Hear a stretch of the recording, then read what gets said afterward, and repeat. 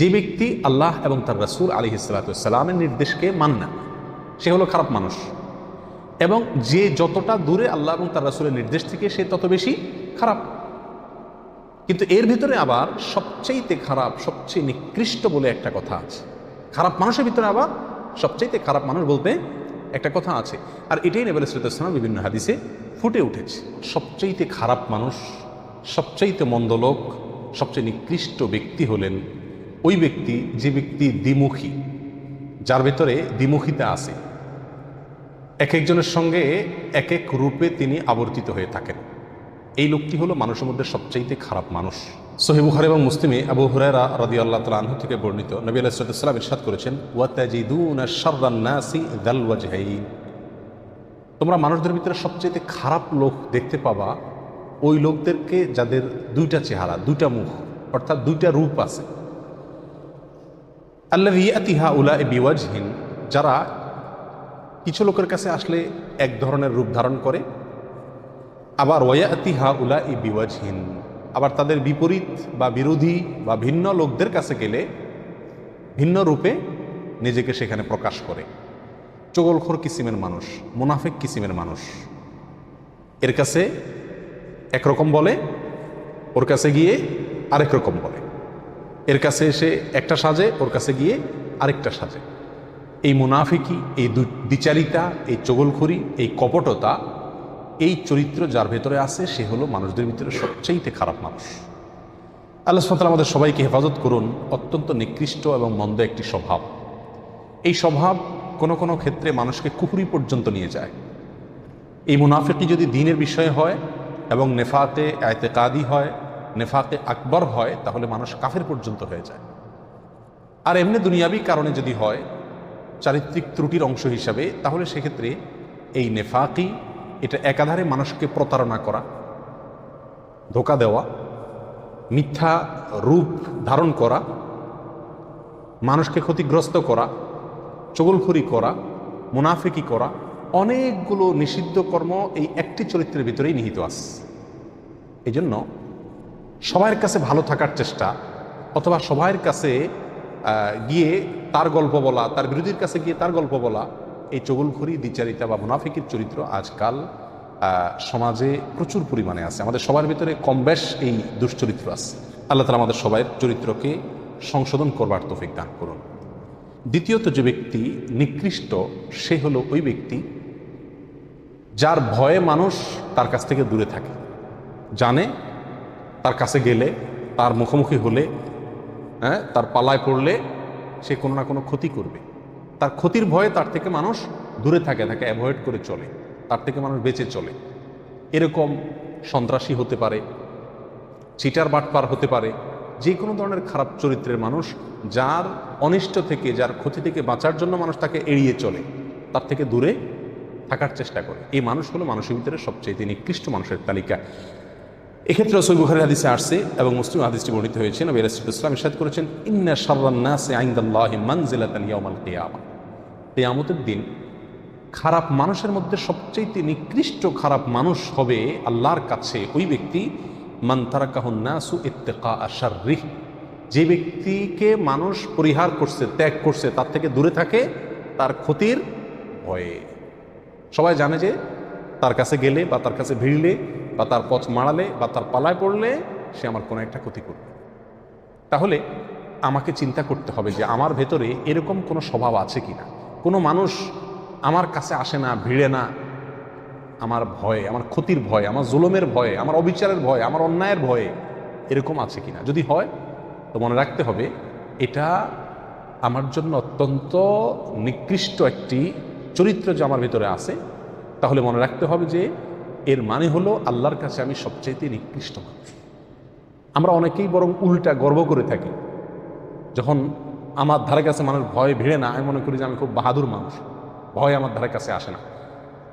যার ক্ষতির ভয়ে তার কাছে মানুষ যায় না, সেই ব্যক্তি আল্লাহর কাছে সবচাইতে খারাপ মানুষ।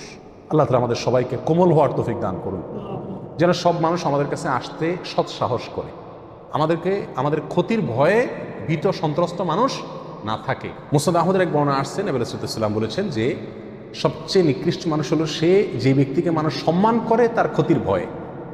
সালাম আলাইকুম, কেমন আছেন ভাই, বড় ভাই, সিনিয়র ভাই, নেতা ভাই, এই যত ইজ্জত সম্মান করে এগুলো সব কি জন্য? যে নেতা সাহেবকে ইজ্জত না করলে এটা ক্ষতি করে দিবে, সালাম না দিলে আমার একটা বিপদ হতে পারে, সে আমার উপরে খেপে যেতে পারে, এই যে ক্ষতির ভয়ে আশঙ্কায় সম্মান করে, এরকম যদি কোনো লোক থাকে সমাজে তাহলে এই লোকটা সবচাইতে নিকৃষ্ট মানুষ। তাহলে দ্বিতীয় শ্রেণীর সবচাইতে নিকৃষ্ট মানুষ, এই দুইটা হাদিসে দুই রকম আসছে, দুইটা প্রায় কাছাকাছি। একটা হলো ক্ষতির ভয়ে তার থেকে দূরে সরে, আরেকটা হলো ক্ষতির ভয়ে তাকে কি করে?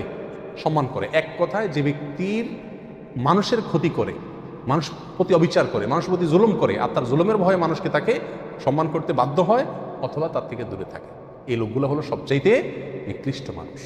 তৃতীয়ত সবচেয়ে নিকৃষ্ট মানুষ সে যে ব্যক্তি কোরআন পড়ে, কোরআন অধ্যয়ন করে, কোরআন চর্চা করে, কোরআনের ইলম অর্জন করে, অথচ কোরআন যেসব বিষয়ে সতর্ক করেছে, সাবধান করেছে, ভয় দেখিয়েছে, সে বিষয়গুলো থেকে বেঁচে থাকে না।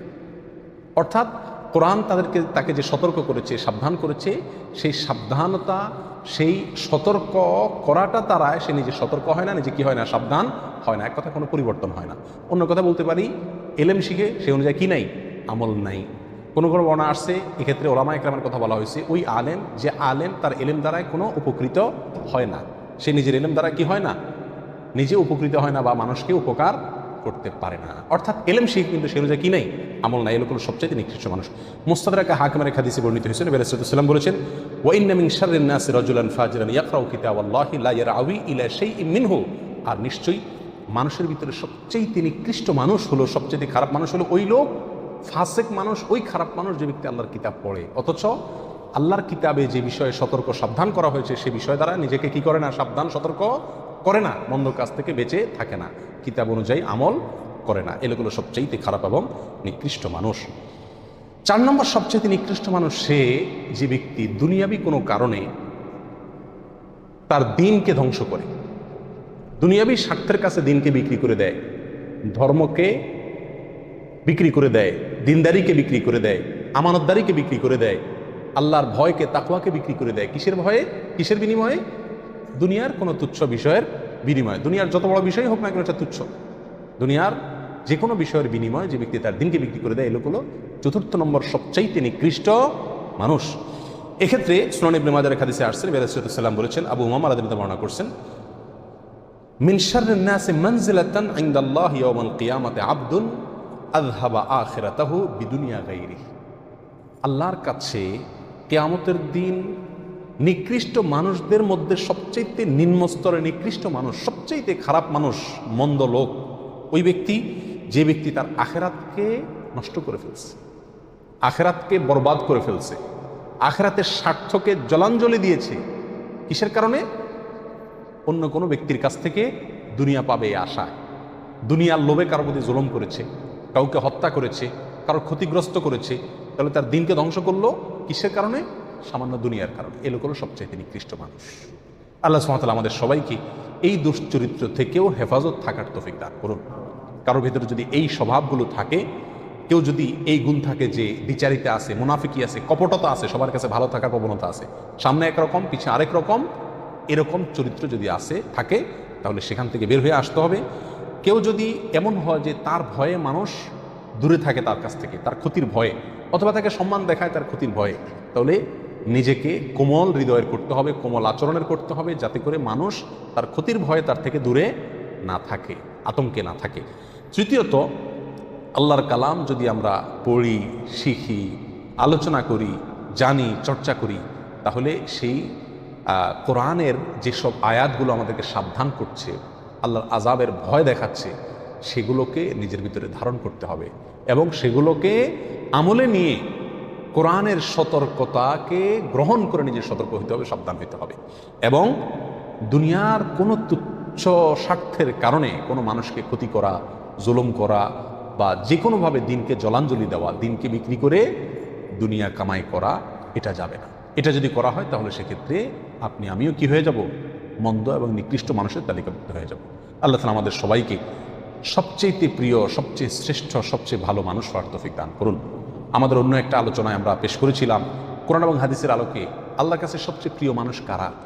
সবচাইতে শ্রেষ্ঠ মানুষ কারা, সে আলোচনাটি শুনলে মোটামুটি বোঝা যাবে যে ভালো মানুষ, সবচাইতে প্রিয় মানুষ হওয়ার জন্য আল্লাহর কাছে সবচেয়ে মর্যাদাবান মানুষ আল্লাহর কাছে হতে হলে কি কি চরিত্র দরকার, কি কি গুণ দরকার। আর এর বিপরীতে এই 4টি চরিত্র যদি থাকে তাহলে সবচাইতে নিকৃষ্ট এবং সবচাইতে মন্দ মানুষে আমরা কি হব, পরিণত হব। সবচেয়ে নিকৃষ্ট মানুষের এই উপাধি, এই তকমা থেকে বেঁচে থাকার জন্য চরিত্রকে সুন্দর করতে হবে। আমার দ্বারা কারোর কোনো ক্ষতি হবে না, এই বিষয়টি নিশ্চিত করতে হবে। আজ প্রত্যেকটা মানুষই আমরা অন্যকে মেরে নিজে বড় হওয়ার চেষ্টা করি। নবী আলাইহিস সালাম বলেছেন, আল মুসলিমু মান সালিম আল মুসলিমুনা মিন লিসানিহি ওয়া ইয়াদি। মুসলমান তো সেই ব্যক্তি যার হাত এবং মুখ দ্বারা অন্য মুসলমানরা সবাই কি থাকে, নিরাপদে থাকে।